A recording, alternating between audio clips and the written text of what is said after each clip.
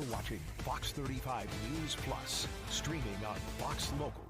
Well, good morning to you and welcome into Fox 35 News Plus. I'm Garrett Wymer. Thanks for joining us on this Thursday morning, live on Fox Local and on YouTube. Have a busy hour planned ahead. Want to let you know some of what we have going on this Thursday morning. Again, we appreciate you joining us. First of all, I want to give you a live look of downtown Orlando. You can see some of that haze. That's from the Saharan dust. We're going to talk about that and get your forecast with Fox 35 Storm Team meteorologist Brooks Garner in just a few minutes. Coming up later in the show, we're going to talk with some of our theme park experts about a new bar opening at Epcot in time for summer. A lot of other things going on at the Disney World as well. We'll have more on that coming up in just a little bit. Governor Ron DeSantis in Palm Beach Gardens today, speaking at the firefighter convention and also signing a bill extending some more protections that will help firefighters. We'll have those details in just a little bit as negotiations over the budget continue in Tallahassee. We just heard moments ago from the Senate President, from the House Speaker, talking about the status, where things stand. They also had some interesting comments about where things go with the search for a new president for the University of Florida. Interesting comments. We'll get into that in just a little bit. And also an ex-Republican Congressman David Jolly announcing his run for governor as a Democrat. Fox 35's Marie Ettinger had the chance to sit down with him. We will have more of that interview coming up in just a little bit. But we begin this morning following up on this deadly crane collapse in Merritt Island, where 2 workers were killed yesterday after a crane collapsed on a construction site for a new hospital. We still don't know right now what caused that collapse. There's a chance that weather conditions may have played a factor in that. Fox 35's Morgan Parrish has the latest. Just such a tragedy and so scary that this happened yesterday during that severe weather. Obviously a much different scene this morning than what it was yesterday. A lot of first responders on scene, a lot of police. Now this happened yesterday afternoon around 2:30 here on Borman Drive. And like I said, this was all during that severe weather that brought those high winds through the area. And in this video, you can see the mangled metal, the caution tape, and a crushed tractor trailer at the site. And we also spoke with a woman who lives near the site, and she told us about the wild weather that came through at the time of the fall. I heard a lot of noise on my balcony. All my furniture was flying everywhere, and so I came out of my room, I went outside, and I was like, what the heck's happening? It was like a tornado. We're in construction, and it's devastating. You think that you're just gonna go to work, and then it's disgusting. It's so sad. And Health First released a statement reading in part, earlier today, there was a serious weather-related incident at the Cape Canaveral Hospital construction site involving a crane. No Health First associates were on site at the time, and all are safe. And Gilbane, the construction company, also released a statement reading in part, the site is secure and work is currently suspended. We are supporting our trade contractors and working with them and the authorities on an active investigation to understand the circumstances surrounding the incident.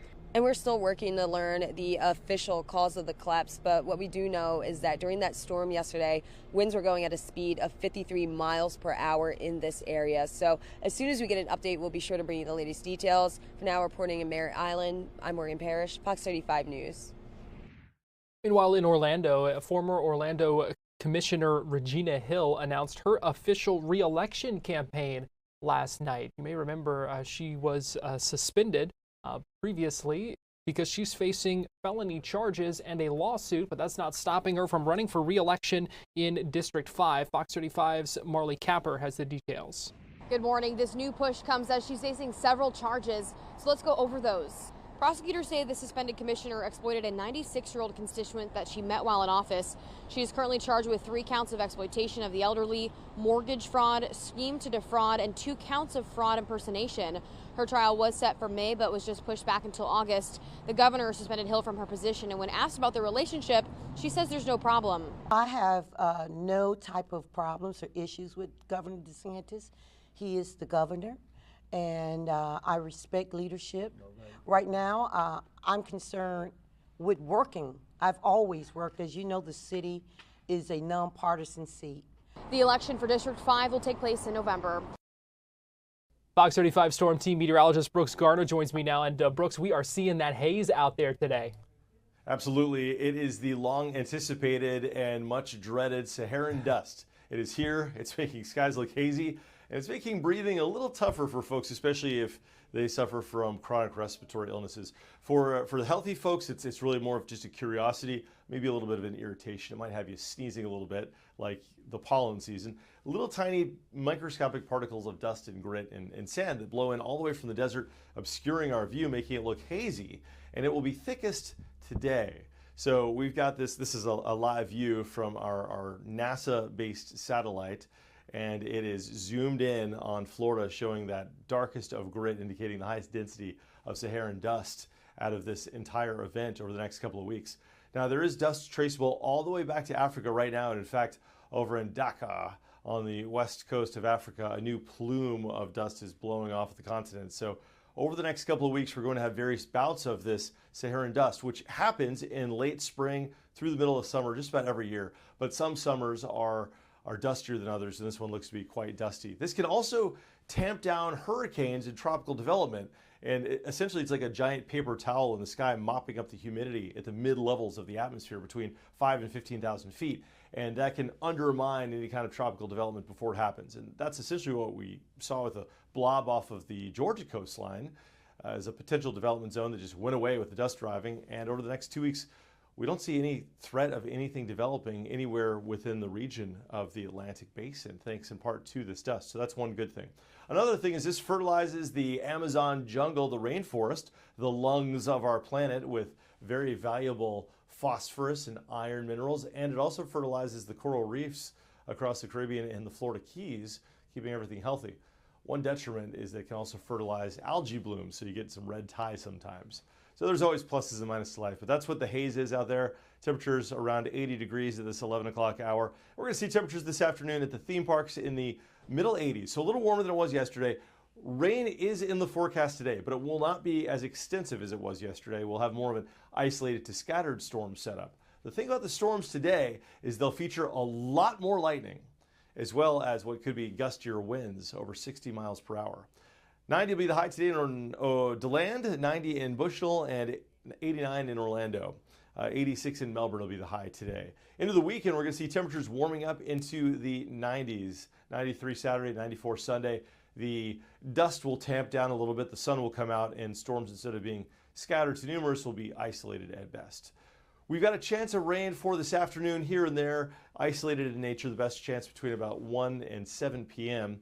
And as far as the day goes tomorrow, we're going to have more of an isolated storm threat. Same story into Saturday, what you typically see in the rainy season associated with the sea breeze. Nothing unusual, but make sure if you have any outdoor plans in the afternoon, as always, keep an eye to the sky. Make sure there aren't dark clouds on the horizon approaching your location. Lightning will be the biggest threat from those storms. But what happens with this dry, hazy air, you can see this camera view from Mount Dora, is that it gets pulled into the thunderstorm, and that increases the evaporation of raindrops getting pulled into the storm. It's called evaporative cooling. And when the air cools thanks to evaporating raindrops, it becomes this dense parcel separate from the rest of the air in the atmosphere. It becomes heavier. It can fall down like a bowling ball, essentially. That's what a downburst is, and that's how you can get surprise wind gusts in some of these thunderstorms where dry air is involved of over 60 miles per hour. So we're going to have to watch out for that this afternoon.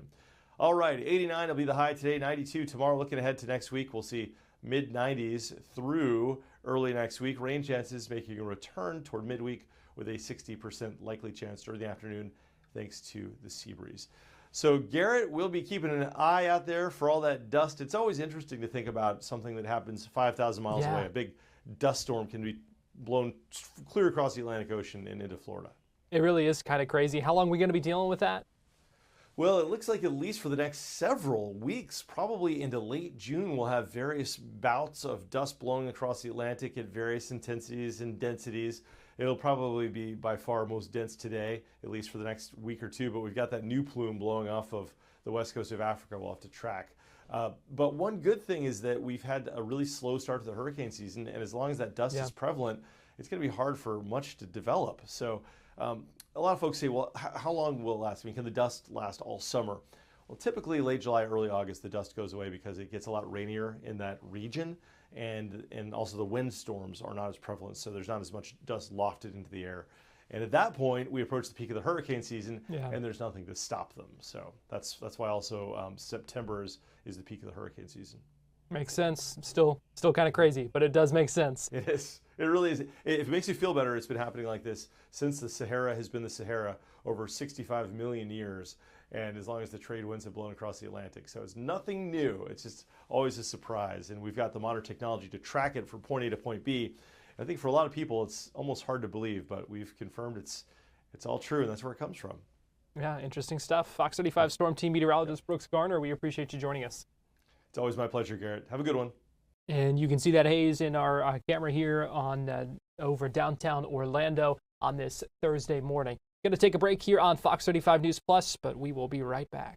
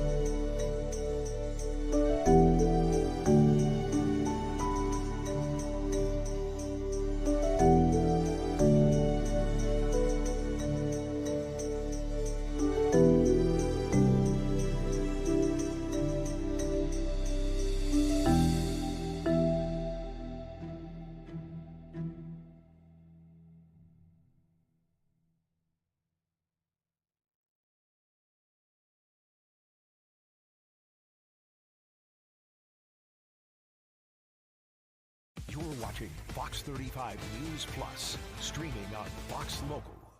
Welcome back into Fox 35 News Plus. I'm Garrett Wymer, and thanks for joining us on this Thursday morning, live on Fox Local and on YouTube. Former Republican Congressman David Jolly announced he's officially running for Florida governor. But as a Democrat, he acknowledged that there are a lot of questions about that, a lot of problems and challenges of trying to win that race. As a Democrat, he talked about that with Fox 35's Marie Ettinger in a conversation they had that covered a number of other issues as well, talking about the reason behind changing his mind and also talking about what his number one issue in this race is.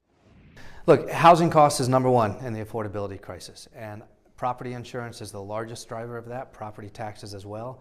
Property insurance and taxes actually hit not just homeowners, but it hits renters and retirees as well as those costs get passed through. I think we need a state catastrophic fund to remove hurricane and natural disaster coverage from the private market. It could reduce private property insurance by about 60% in some cases. I think we need generational property tax reform, not just relief that we're seeing in Tallahassee with no plan for how to address revenue, but for people who've been here for a long time. 20 plus years ago, we had a crisis and we came up with Save Our Homes to allow for longtime homeowners to stay in their homes. Now we have an inverted crisis where first-time home buyers can't afford to get in. So if we provide property insurance relief in a dramatic way, not tinkering with it, dramatic, bold, and then we provide bold property tax reform, that starts to unpack the affordability crisis quickly. But we can also start then addressing car insurance. Frankly, our toll roads. We build too many roads that are tolled, and people have to pay to drive to work. What a miserable experience. And then also, I think education is part of our affordability crisis, because Republicans have abandoned public education. They've created a voucher program where the economics are collapsing, where families are actually having to pay more for a private education because they've been starved of a public education. We need to celebrate and invest in public education, build more access to public education in more communities with more teachers who are paid more. That's an affordability crisis, but it's also a crisis of values in the state. Nothing that I just mentioned are problems that Tallahassee's wrestling with. They're fighting culture wars. They're trying to cozy up to the next Republican donor or the next Republican president. This is a race about working with Florida voters on the affordability crisis. I don't worry about which party or ideology has the right bold solutions. I just want the solutions. I don't care what Republicans call it if it's reducing property insurance by 50 or 60%. I also think the government has a role to step in where private markets failed. The property insurance market in Florida has failed.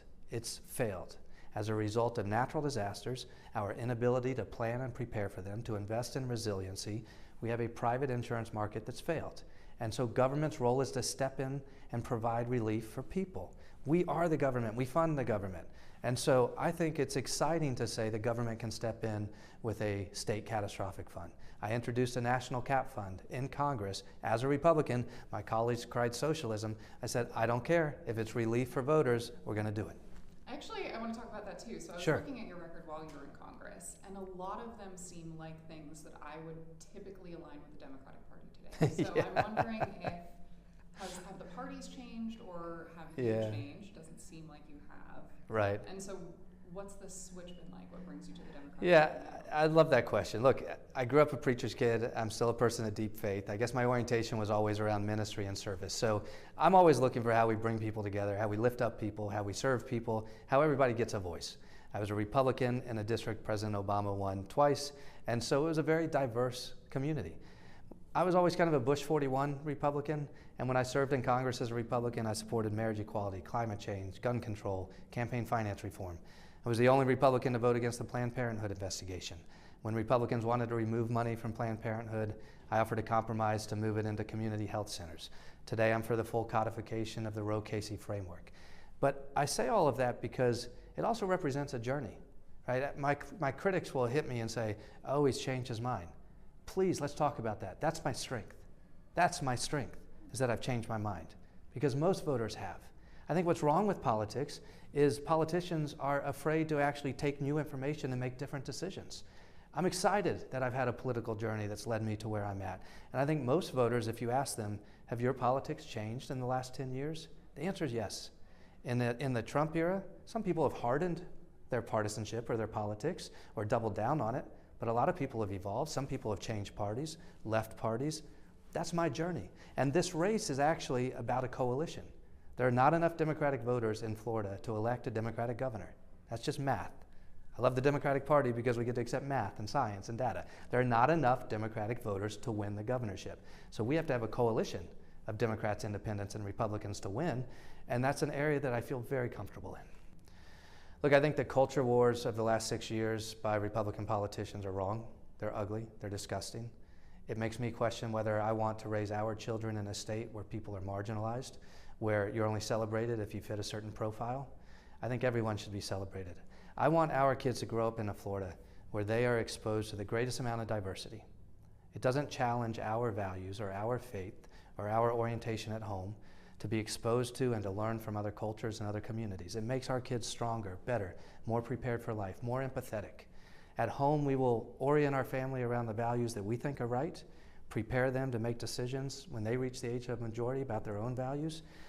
I think depending on the decisions that Floridians make right now, you're ostracized or marginalized or punched down at by Tallahassee politicians. I think that's wrong. Move that into the immigration space for a moment. I think Republican politicians have gotten away with wrongly conflating immigration and crime for too long. We're going to talk about this for the next 16 months. Democrats can be the party that fights crime, but not communities. We fight crime, but not communities. Republicans start by fighting communities. We can be the party that recognizes first there are racial and immigrant disparities in the application of criminal justice.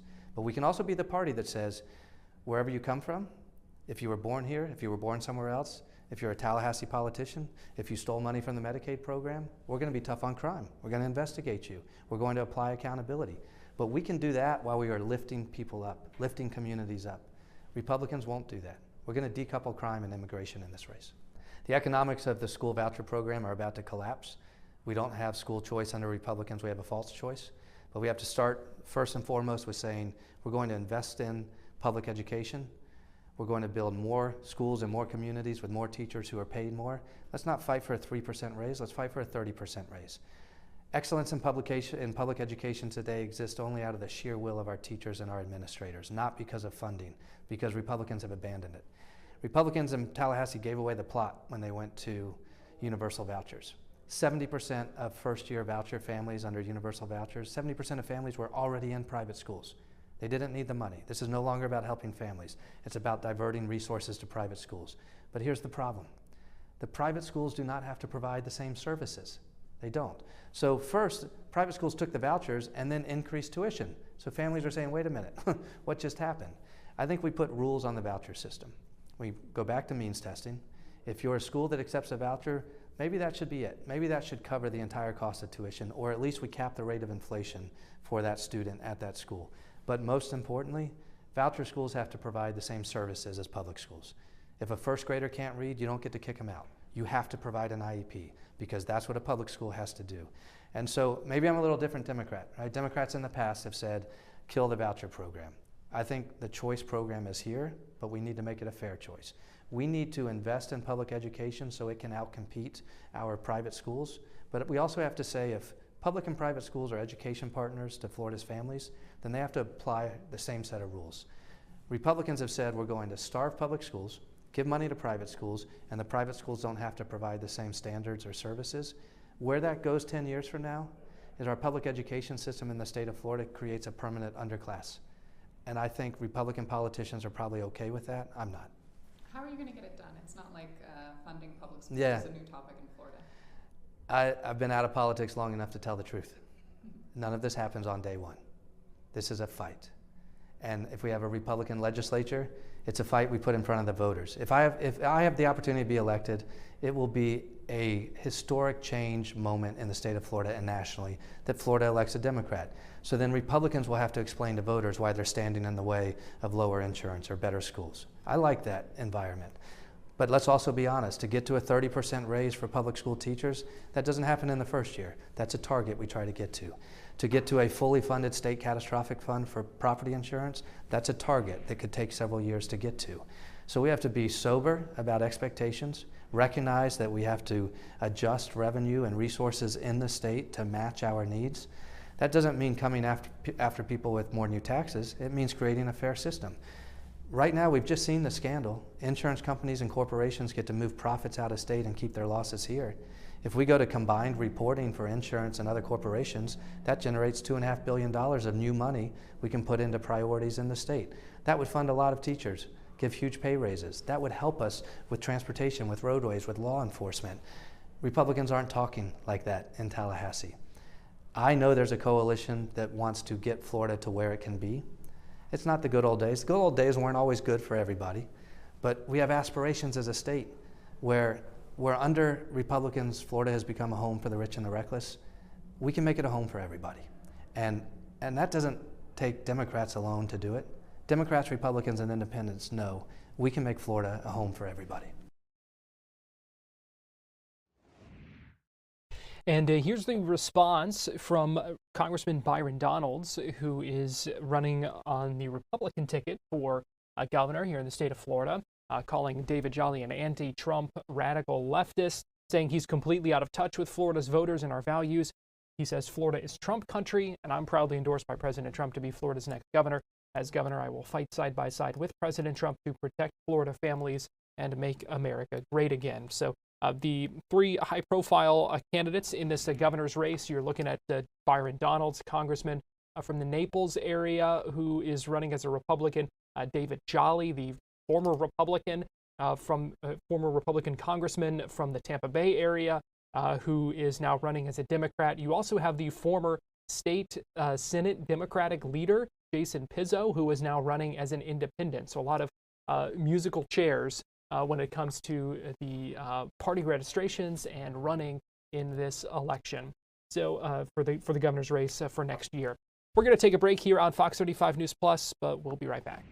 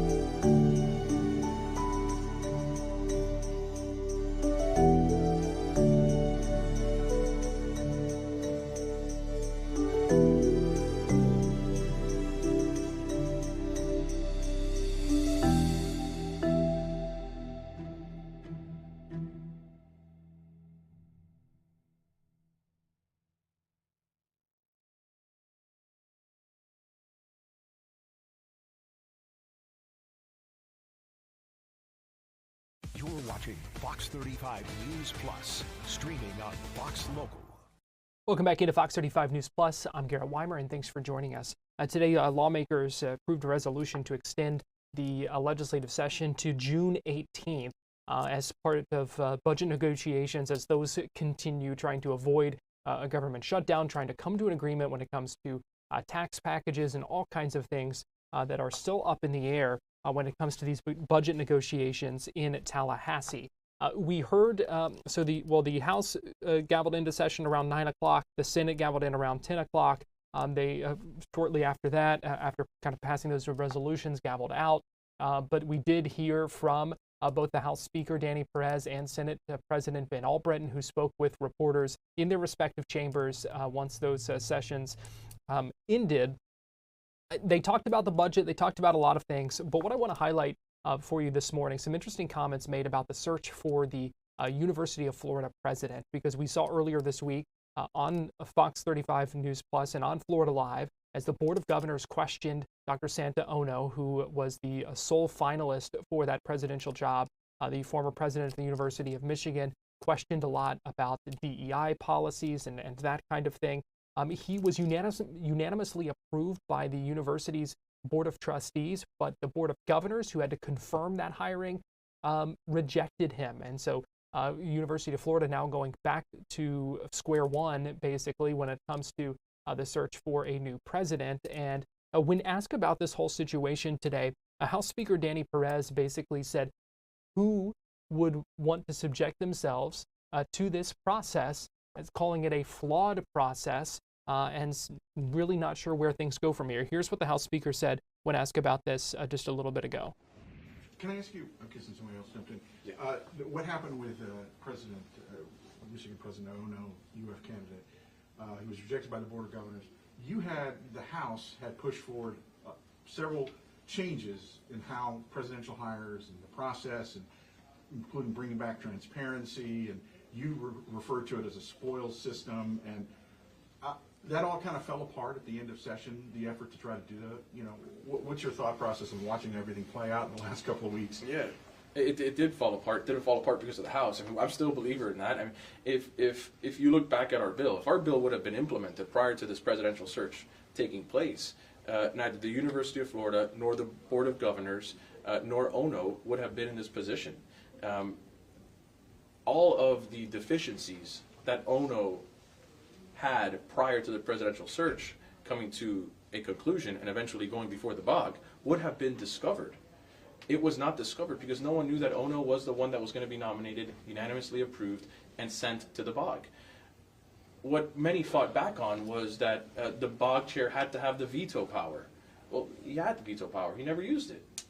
And then here we are with a presidential candidate for a major university, flagship university for the state of Florida, in a very embarrassing moment for the entire state of Florida. Something that should have been avoided, could have been avoided. Our bill, the House's bill, would have avoided that. We have to have transparency. If we have transparency, if the state of Florida understands who is being potentially considered to be president of a university, then these types of situations will be avoided. And the problem that we have now is we have one of our top universities in the country in a position where they will struggle to find a candidate to replace the last president and be a president of the University of Florida. Who is going to want to apply for this position now, knowing that the process is flawed? And it's unfortunate because this all could have been avoided. And I agree that many of ONO's characteristics were deficient and some of his history was questionable. I agree with all of that. But I am able to put that to the side in order to answer your question, which is this could have and should have been avoided. The House tried for this to never happen. Yet we were the only ones that believed in that policy.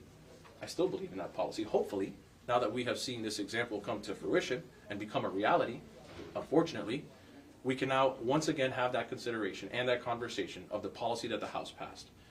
And I look forward to having that conversation with the Senate President and the Governor, but that is something that I hope does not happen again. And it was just a few minutes after that the same question was, similar questions posed to Senate President Ben Albritton to get his take on the situation. He had a little bit of a different perspective and reaction to it. Here's what he said about the University of Florida's search after the Board of Governors rejected Dr. Ono. Speaker Perez said the House bill that would bring university presidential searches into the open would have avoided the, quote, very embarrassing moment of when Dr. Ono was rejected by the BOG. Do you agree with that statement? I'm not sure that it would have. Okay. Right? I mean, one way to look at it. Here's what I would say. One way to look at it would be that way, right? I don't know that I could really push back on it. Another way to look at it would say that the system worked, right? The system worked. Ultimately, when you set a series of here's my personal concern with it. Again, it doesn't mean it's right, wrong, or indifferent. My personal concern, number one, is that the process yields what the system believes through the trustees, through their interactions with student bodies, through all of those things, and through the BOG to get to the right leader for the institution, regardless of different perspectives. Does the system yield the best result? Some would argue yes, some would argue no. I would say, when was the last time a university president candidate was voted down? So that, I've been involved for a period of time and I've never seen that. So I would say that is some evidence that the system worked pretty well.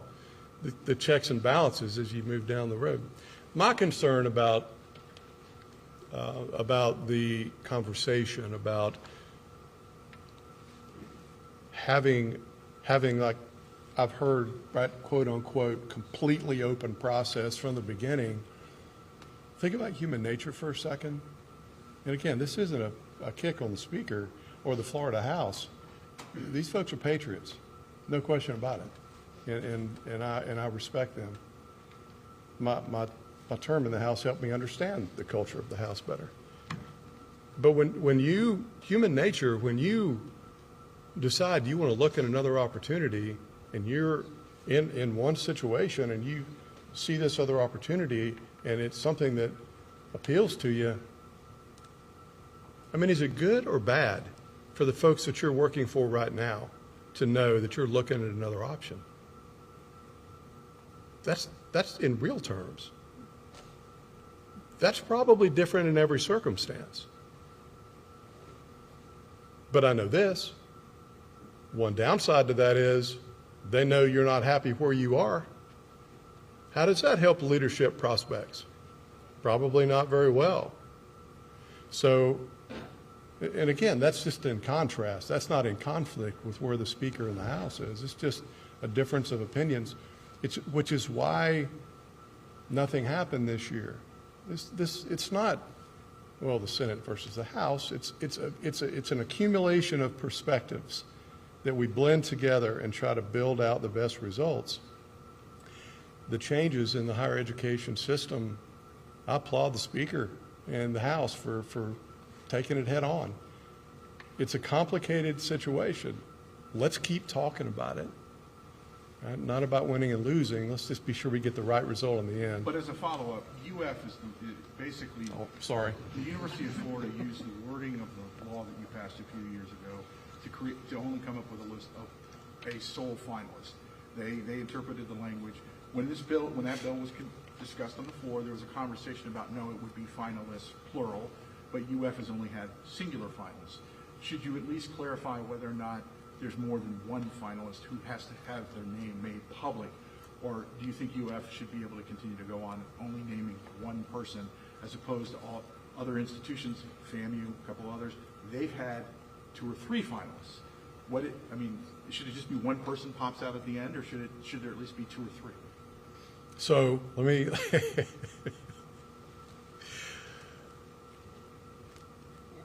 here's what I would say. I have worked very hard in this process for this to be a member-driven process. I haven't filed bills per se. Are there things that are important to me? Yes. I'd be curious to know how the membership feels about it. This goes back to, are there some circumstances where it would be better to have multiple? Maybe. Are there some circumstances you're better off to have one? Maybe. Is there an interpretation shortcoming? Is that why the University of Florida ended up with only one? Was that because they've interpreted that way? Or is it because they felt like this was the best one, or felt whatever reason?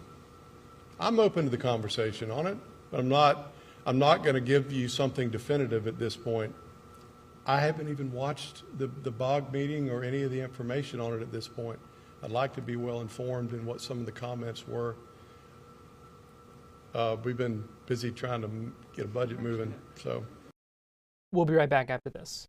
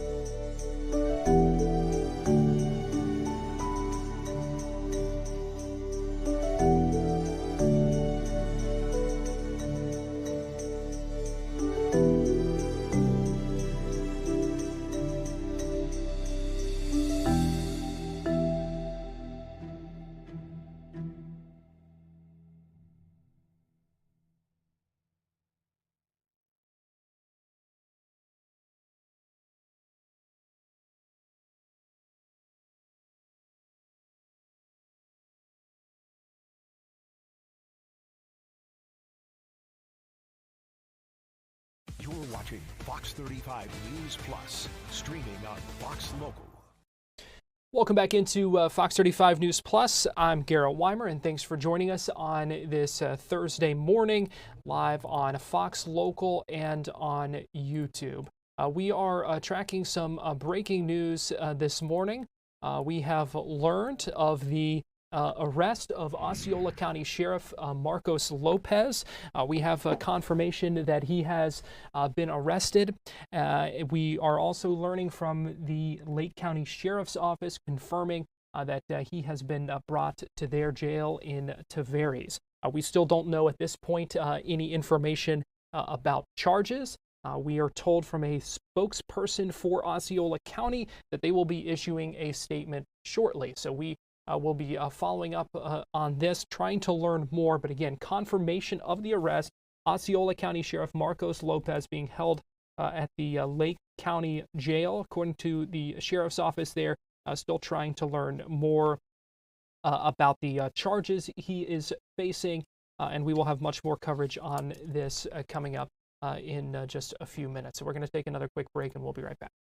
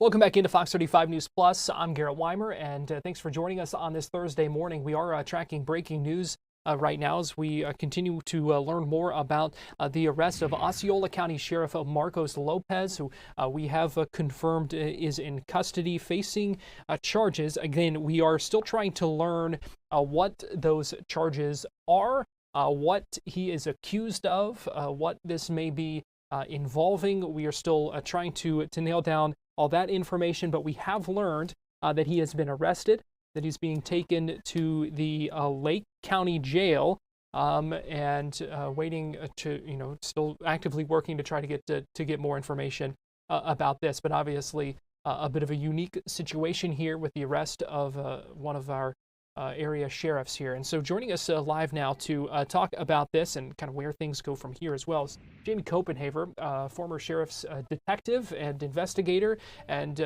Jamie, we appreciate you joining us this morning here on Fox 35 News Plus. Good to be with you, Garrett. Thank you.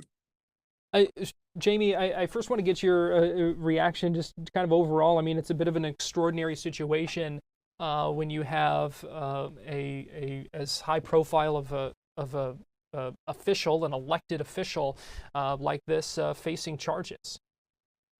Yeah, unfortunately, I mean, it's a shock to all of us, right? But, my first reaction is anytime we have any elected official arrested, especially we're presuming federal charges, I mean, it's just a shock for not only that agency, but it's a community-wide shock. I mean, it's something way out of left field that we didn't see coming. So as we reported, we know he's been taken to the Lake County Jail, not being held in Osceola County. No surprise by that, but just if you could explain to folks kind of why that would be, that he would be taken somewhere else as opposed to kind of going through this in where he was, we believe he was arrested. Yeah, absolutely, Garrett. Two reasons. Number one, they're not going to book the sheriff in at his own county jail just due to a conflict of interest and et cetera, right? Kind of like, it's not expected to do that. Secondly, and here's the biggest thing, the Orange Osceola County State Attorney's Office that covers Orange and Osceola County, she will not be able to prosecute this case as that would be a conflict. So my better guess is it's going to be prosecuted out of another county. Presumably, we're seeing him at Lake County. That would indicate to me that special prosecutors are going to work out of that circuit over in Lake County versus the Orange and Osceola County circuit, which is the 9th Judicial Circuit. Well, Jamie, we do have more breaking news here. We just got the new information just into our newsroom just 1 minute ago from the Attorney General's office announcing that the Osceola County Sheriff has been charged in what they're calling a massive Central Florida gambling operation. The Attorney General, and I'm just reading from this email we just got into our newsroom, so forgive me here because we are kind of all finding this out together here. Initially engaging the operation for campaign contributions and personal payments, this statement says, Sheriff Lopez played a multifaceted role in expanding and protecting this illegal enterprise, using his office to shield the enterprise from law enforcement. So he is charged with racketeering and conspiracy to commit racketeering. So this just in from the Office of the Attorney General, the Office of Statewide Prosecution. And so now that we have a little bit more information there about what's happening, kind of understand a little bit more about what may be happening next in an investigation like this. Yeah, I mean, those are some shocking revolutions. I mean, anytime you're dealing with a racketeering charge, I mean, that carries a serious prison sentence, Garrett. I think there's still a minimum mandatory on a racketeering charge if convicted. So, the sheriff's going to have a lot of hurdles to jump over to build a defense on this case. But, the gambling aspect of that's shocking. And then campaign finance. Now, I'm speculating on this, Garrett, not confirmed, and don't know if it's even connected, but we know that they were a grand jury meeting down in Lakeland. So I don't know if this has any result out of that grand jury being convened on whatever they're convening. It's in secret, but it sure is suspicious of the timing. And let me get your reaction as a former deputy yourself. For those Osceola County deputies who show up to work today, their boss is now facing charges. What do you think is the response from the others at the sheriff's office coming in and learning of this today? How do you carry on? You know, it's no different than any other job or profession. I mean, anytime your boss is arrested, especially these types of charges, I mean, it's a shock and all, right? Some people may speculate that they knew something was coming. You always hear rumors. But if it was a truly secret investigation, it's going to be a shock for all those men and women at the Osceola County Sheriff's Office. But here's something else. The citizens of Osceola County are going to be equally as shocked. And as far as the men and women of the Osceola County Sheriff's Office, I can assure you that they're not going to miss a beat in terms of their job performance. But just like any other job, Garrett, they're going to be shocked. You know, my boss was just arrested by the feds. And we do know that today, by order of the governor, Osceola County Sheriff Marcos Lopez has been suspended from that role. His replacement, Christopher Blackman, has been appointed effective today to fill that position of Osceola County Sheriff. So I have not had the chance, again, this just coming in, have not had the chance yet to look at the background of Christopher Blackman, but obviously stepping into a role where the sheriff was just arrested, brings some challenges in itself. Yeah, I mean, of course, the governor was aware of this investigation, right? So what's going to occur, Garrett, is the governor is going to appoint, as we just learned, an interim sheriff for the Osceola County Sheriff's Office. And then at such time, the governor will come up with a special election to begin that process of electing a new elected sheriff of Osceola County. And we've seen that play out here recently within the Orlando City Commission, right? We had one of those commissioners arrested. They appointed a new commissioner. Yeah, in fact, we were just talking about Regina Hill just a little bit ago, earlier in the show. She has now announced her reelection, even amid that investigation and those charges. So I want to bring up these charges again: 1 count racketeering, 1 count of conspiracy to commit racketeering in connection with this gambling operations, alleged gambling operation. According to the Attorney General's office, we do have a statement from the Attorney General here saying, let's see, this is from the news release talking about the charges being faced by the Osceola County Sheriff. In a statement, I can read you that the Attorney General said, "This is a solemn day for Florida and our law enforcement community. We put great trust in our constitutional officers, especially those who are community's first line of defense. However, the law must be applied equally, regardless of position, power, or branch of government. Public servants should never exploit the public's trust for personal gain. Our statewide prosecutors will hold Sheriff Lopez, his associates, and all lawbreakers accountable." And Jamie, we were just talking about how this is kind of a bit of an extraordinary situation, not something you see very often, where someone this high up in law enforcement is arrested in connection and facing charges with something like this. But as that statement said, applying the law equally. I mean, that has to be a sign that the citizens of Osceola County can find some sort of comfort in today. We've always coined this phrase, no one's above the law, Garrett. And, this is a prime example of this. But I want to go back real quick to General Uthmer's statement.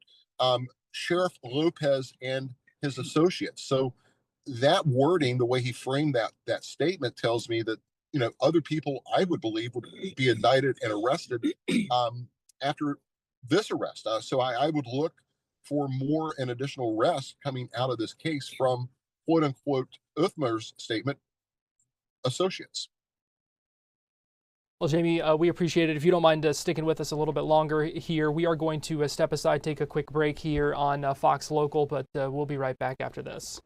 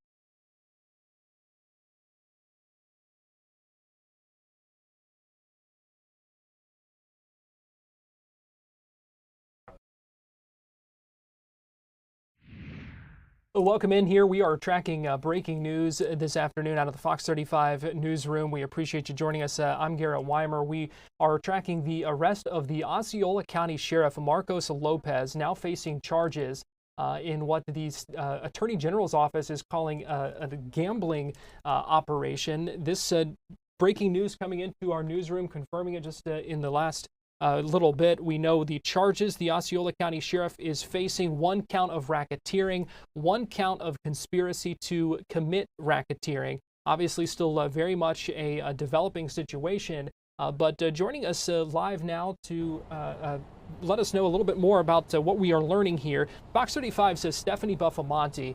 And Stephanie, where are you right now? So I am in front of the Osceola County Sheriff's Office. We do have a crew outside of the Lake County Jail as well, where we believe Sheriff Lopez is right now. Not immediately clear, but that is what we believe, that he has left the Osceola County Sheriff's Office and is at the Lake County Jail. But obviously a lot of moving parts this morning. You just shared some of the details, Garrett, but just to bring you some more, and I'm going to look at my phone, it's only because this is new information just coming into our newsroom. We got an executive order from the governor's office saying, quote, Marcos Lopez is suspended from public office that he now holds. It says Christopher Blackman is appointed effective June 5th, 2025 to fill the position of sheriff for Osceola County. And that is coming from the governor's office. We are outside of the sheriff's office right now. Pretty quiet out here except for all of the news crews that are here. We have seen some people go in and out, but those are just people who are just going to the sheriff's office who needed to before. As of now, there's not much activity other than when we first pulled in, there were 2 blacked out SUVs. We don't know the connection there, but we do know that that typically means some kind of FBI vehicle, which we are piecing together here. But like I said, we're not entirely sure the situation there, but we did see those 2 blacked out SUVs. And then we do see the sheriff's office behind us here. Like I said, no one from the sheriff's office themselves had come in or out, just people who are citizens over here. But one other thing I wanted to note, we had gotten a statement from the Attorney General. I'm going to read it again here. It says, quote, this is a solemn day for Florida and our law enforcement community. We put great trust in our constitutional officers, especially those who are our community's first line of defense. However, law must be applied equally regardless of position, power, and branch of government. Public servants should never exploit the public's trust for personal gain. Our statewide prosecutors will hold Sheriff Lopez, his associates, and all lawbreakers accountable. So obviously there is a lot to learn here. We have few details right now, but we are working really hard to figure out everything that is going on and that happened behind the scenes. But as you could see from those 2 statements from the governor's office, from the attorney general's office, this sounds like it was pretty serious. Yeah, still and a of lot course to... those charges that you mentioned, Garrett. Right, exactly. Fox 35's Stephanie Buffamonte, we appreciate you joining us this afternoon as we track this breaking news live from the Osceola County Sheriff's Office. Thank you. I want to bring in Jamie Copenhaver, who is a former sheriff's detective and investigator, an expert in law enforcement topics. And Jamie, we appreciate you joining us this afternoon as we track this breaking news. I first want to get your thoughts here because this is a bit of an extraordinary situation here where you're talking about a high-ranking, elected official in Osceola County who is now facing charges himself, and quite serious charges according to the Attorney General's office.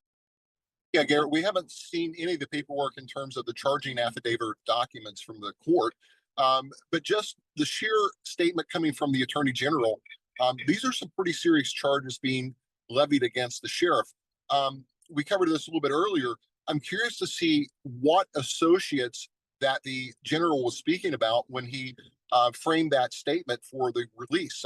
He said, and associates. So I would look for more and additional arrests to come out of this, not just the sheriff. we now have the replacement who is going to step in as sheriff while this Lopez is suspended. What difficulties and does this gentleman step into facing, with the incumbent of that office being suspended and facing charges? Because as the investigators in the sheriff's office, they're trying to go on with their daily duties. Yeah, keep in mind, these men and women are professionals and they're not political, right? The sheriff is a constitutional officer. He's appointed or elected, not appointed. So these men and women are going to obviously be shocked, as we covered earlier, but I would presume that they're not going to miss a beat in terms of any pending cases, and certainly not cases, coming up on the 911 screen, et cetera. These men and women are professionals, and they'll handle it as such. It's going to be some adjusting. You have an interim sheriff coming in, essentially blind, not knowing how the reaction is going to be from the employees of the troops. But I can assure you, they're going to continue doing what they do best, and that's protecting us. Jamie, what would something like this mean with some high-profile cases still pending, including specifically the Matty Soto case? What would happen to something like that? Could we potentially see any impacts or any delays in a case like that because of an arrest like this? My better guess is no. I mean, we saw the sheriff getting in some hot water over releasing that photo of that recovered body, right? Or discovered body, I should say. So he was in hot water for that. But in respect to any pending cases or litigation involving the Osceola County Sheriff's Office, unless the sheriff was directly involved in those cases, that shouldn't affect any of those cases moving forward. All right, Jamie Copenhaver, former sheriff's detective and investigator, we appreciate you joining us as we track this breaking news this afternoon. Thank you, Garrett. Still a lot of questions, still trying to learn more about what exactly the allegations are, the charges facing Osceola County Sheriff Marcos Lopez, who, as we learned, has been arrested, has been taken to the Lake County Jail as we continue to track this breaking news. And that's where we find Fox 35's Marie Ettinger, who joins us live here. And Marie, you have been reading through this complaint. What are we learning about these charges, these claims against the sheriff? The allegations against Sheriff Marcos Lopez are that he and a group of a few others were running a gambling house on Earl Bronson Memorial Highway in Kissimmee as far back as 2019. It says they had slot machines and that they offered other gambling options and a lottery. It has many charges against him for that specifically, as well as a few others. It says he was money laundering. It says he used his position as the sheriff to reveal information about a criminal investigation that only he would have known before that information was made public to the people that were being investigated. It says that this happened over the course of 2 counties. That leads to a second felony count. So he's charged for not only the racketeering charge, which is a felony, of course, but also conspiracy for racketeering because of that happening over the course of 2 counties. He's being held here at the Lake County Jail. We got that confirmed with the Lake County Sheriff's Office. That's not unusual. There are some restrictions that will apply to law enforcement officers. For instance, their mugshots will typically not be published, and they would not be housed in the jail where they would have been sending people for other criminal charges. We are also reaching out to several other people who could be involved in this. I'm looking up the other people named in the criminal complaint to try to learn more about their involvement or how they met. But right now what we know is that the sheriff is facing at least 2 felony charges, that there could be more according to the criminal complaint. There could be more people involved in this as well. And he will be held at the Lake County Jail in the meantime. We don't know where the case will be tried eventually, and we're still working to learn more about how this all started. Again, this goes as far back as 2019. Garrett? All right, Fox 35's Marie Ettinger, we appreciate you joining us as we continue to track this breaking news, the arrest of Osceola County Sheriff Marcos Lopez. And as Marie was saying, talking about the allegations going back several years, as she was saying. Well, we appreciate you joining us as we track this breaking news. We will have much more coming up on Fox Local and on Fox 35 News at 5 later today.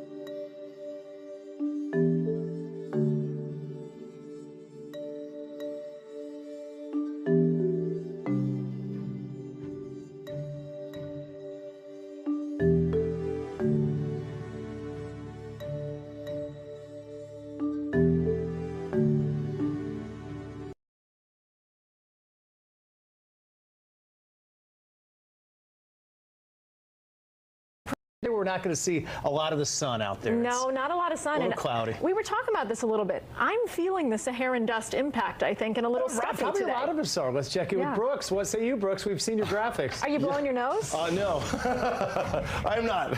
But then again, I think I've become immune to it in my years in Florida and in Texas, ingesting it every spring. But do you ever become immune to it? Probably not. Maybe it's just because I'm inside. I'm in the AC. But if I'm out there today, maybe it'll change. But yeah, this is blowing straight across the Atlantic, and the thickest plume is overhead right now. But that's just it. A lot of it's overhead. The thickest of this is between 5,000 and 15,000 feet. There's just a tiny percentage of it that's actually precipitating to the ground thanks to gravity. But it's microscopic dust. If you breathe it in, it can get pretty deep in the lungs. If you've got legit respiratory issues, there's a lot of folks with real asthma issues and COPD. I'm no medical doctor, but the gambit of respiratory illness is probably not good to do any kind of exertion outside when this is present, but you know that. And as far as its presence goes, it's going to be with us through the weekend, but then dissipate a little bit. It'll thin out. Then we got another plume coming off of Africa, so another round of it is coming our way in the next couple of weeks. This stuff does help to tamp down hurricanes, so we have no tropical threats to worry about. That's the good news. But the bad news is, indeed, it is affecting our air quality. We're down to moderate for the air quality, thanks to little particles. Well, in the skies, we've got a little bit of rain out there this morning to the north, but otherwise nothing more than a few sprinkles around Edgewater at this point. Some heavier rains up toward north central Florida, Lake City area, and Gainesville. But we're going to wait till this afternoon to see rain chances ramping up yet again. Not as much rain as we saw yesterday, but we will have about a 60% chance during the afternoon, a high temp close to 90 degrees. Any storms that form today will have more lightning than they did yesterday, and the potential for more gusty wind over 50 miles per hour. We'll talk about that coming up in detail. First off, though, Skyfox traffic time. Jessica Dobson in, tracking the latest. Good morning. Hey, good morning. Here is a live view, though, of a stretch of roadway that's closed due to a crash. This is going to be the 429 to the Western Expressway heading northbound, and this is where we've had an earlier crash that has blocked off a couple of lanes. So we can see there are some slowdowns. We don't have a great view of the camera, of a camera that's in the vicinity of where exactly the crash is taking place, but this is going to be in far western parts of Orange County. It's not too far off from where we had an earlier crash. So this is going to be where we're seeing the majority of our delays this morning. Here's a live view of those delays. Speaking of, traffic is moving really not at all at this point. It was moving at a little bit of a crawl there, but really seeing just some slow moving traffic at this point in that particular stretch. We're also still seeing some slowdowns from the Celebration area into downtown Orlando. You're up to about 30 minutes in terms of that commute. All right, I'll send it back over to you, Danielle and Ryan, or Stephanie and Ryan now. All right, Jessica, thanks. Well, we do start with this tragedy at a construction site. So 2 people are dead. This after a massive crane collapsed on Merritt Island. So the crane was on site of that new Health First hospital right next to Borman Drive. Here we have a map on your screen for you, giving us a look at the area. And this is where we find Fox 35's Morgan Parrish. She joins us live. Morgan, we know this area was dealing with pretty strong storms at this time when that crane collapsed. Good morning. That's right. Yeah, those storms were strong. And like you said, this is Health First Hospital. Much different scene this morning than it was yesterday. A lot of first responders on the scene, a lot of police. And this all happened during that severe weather. Like you said, if you want to take a look at this video from yesterday. Now, this was right on Borman Drive, and it happened around 2:30 in the afternoon. And you can see that mangled metal, the caution tape, and a crushed tractor trailer all at the site. We spoke with a woman who lives near here, and she documented that wild weather that came through at the time of the collapse. I heard a lot of noise on my balcony. All my furniture was flying everywhere, and so I came out of my room. I went outside, and I was like, what the heck's happening? It was like a tornado. We're in construction, and it's devastating. You think that you're just going to go to work, and then it's disgusting. It's so sad. And Health First released a statement reading in part, earlier today there was a serious weather-related incident at the Cape Canaveral Hospital construction site involving a crane. No Health First associates were on site at the time, and all are safe. And Gilbane, which is the construction company working on the hospital, they also released a statement that reads in part, the site is secure and work is currently suspended. We are supporting our trade contractors and working with them and the authorities on an active investigation to understand the circumstances surrounding the incident. And of course, right now we are still working to confirm the official cause of the collapse, but we do know at the time of those storms yesterday, winds were going at a speed of 53 miles per hour in this area. So as soon as we get an update, we'll be sure to bring you guys the latest details. For now, reporting live in Merritt Island, I'm Morgan Parrish, Fox 35 News. Thank you so much, Morgan. We know those storms came on fast. You can always find breaking and extended coverage, by the way, on that crane collapse on our free Fox Local app. All you have to do is scan the QR code right there on the bottom of your screen. Also in Brevard County, happy ending here. Investigators are working to find out what caused a plane to crash in the Indian River Lagoon. Luckily, though, a good Samaritan was there to help rescue 2 people and a dog. So the plane crashed in the water at Melbourne Beach around 1 yesterday afternoon.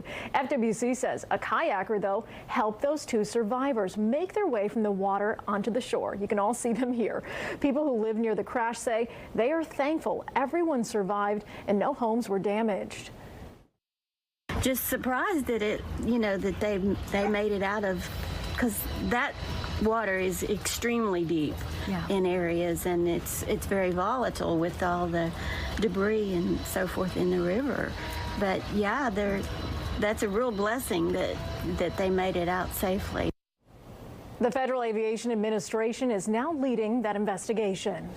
Well, former Republican congressman just announced his candidacy for Florida governor in 2026. David Jolly says he'll run as a Democrat this time. In a video out early this morning, Jolly accuses Florida Republican leaders of neglecting core issues. He used to be a Republican serving in Tallahassee back in the Obama era. He did speak with Fox 35's Marie Edinger about why he chose to switch parties.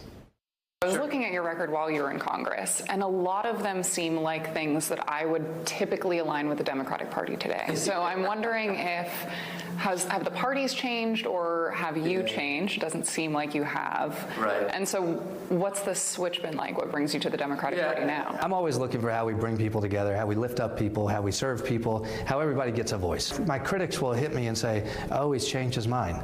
Please, let's talk about that. That's my strength. That's my strength, is that I've changed my mind, because most voters have. I think what's wrong with politics is politicians are afraid to actually take new information and make different decisions. Well, Jolly wants to tackle the affordability crisis in Florida, improve public education, and also make communities safer with some new gun safety measures. He's the first major Democratic name to enter the race. On the Republican side, you've got U.S. Congressman Byron Donalds. He's already endorsed by President Trump. Here's what Donalds had to say when he kicked off his campaign in February.